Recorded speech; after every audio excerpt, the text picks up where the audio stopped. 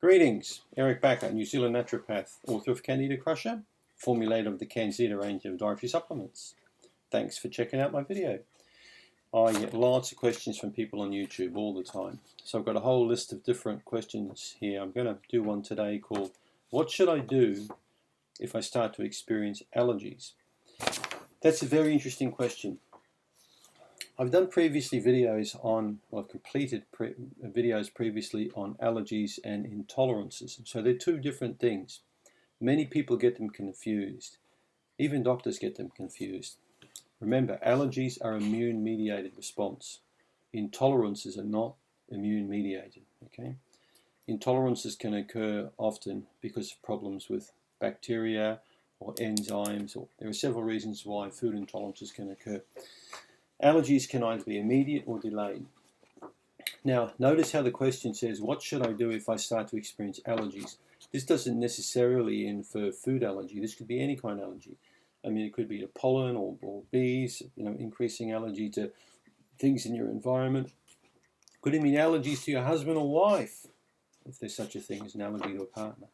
So what you should do if you experience an allergy is stop right there and have a think what happened previous to that development of that allergy. Were you taking an antibiotic? Did you visit a new country, where there were bugs? Did you get stung by bugs that you haven't previously stung by? Were you in the garden? Were you pruning roses or plants or stuff like that? Did you introduce a new food into your diet? Point I'm making is try and work out what the heck happened. What happened? What caused this flare-up to occur? Often it was a change in your diet or environment.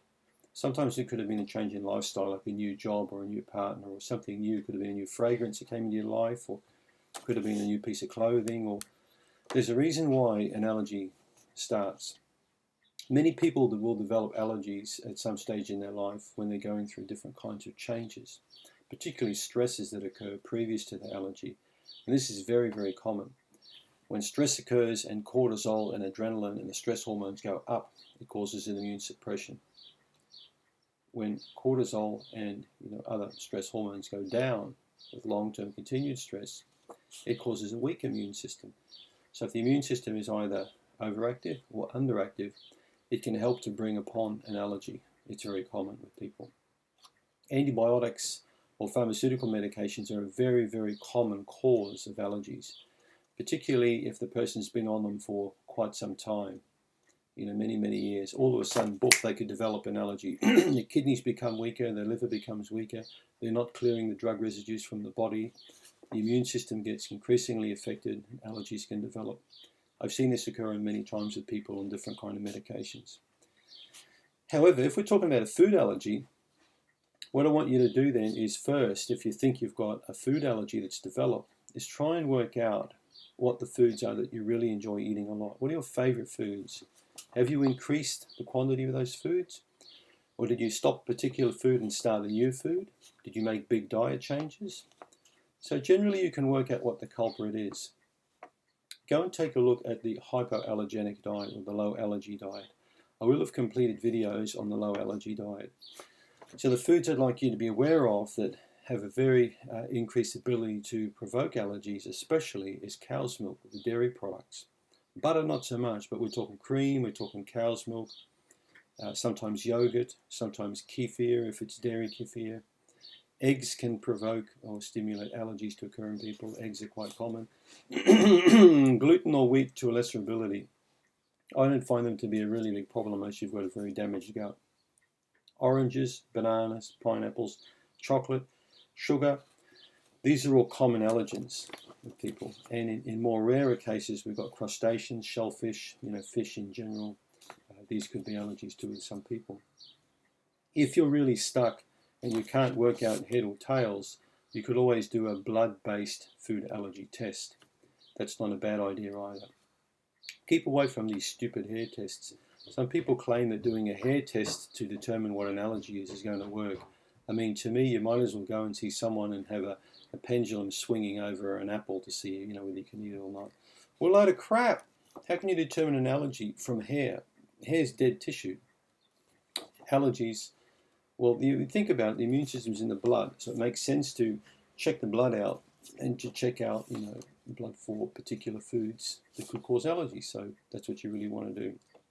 So what should I do if I start to experience allergies? A, try and find out what the heck happened. B, try and find out what the trigger is, or the allergen that's causing a problem in your body with an antigen. Okay, so allergens and antigens bind together to form what we call a circulating immune complex, a CIC. These can travel through the blood. They can get into different parts of the body and cause itching, redness, swelling, pain, all kinds of sensations. You can get this in the gut, you get in the joints, in the muscles. You can even, these CICs can travel into the different parts of the brain and cause behavioral or cognitive disturbance. There's a nice bird out there. Or cognitive disturbances. So just be very careful.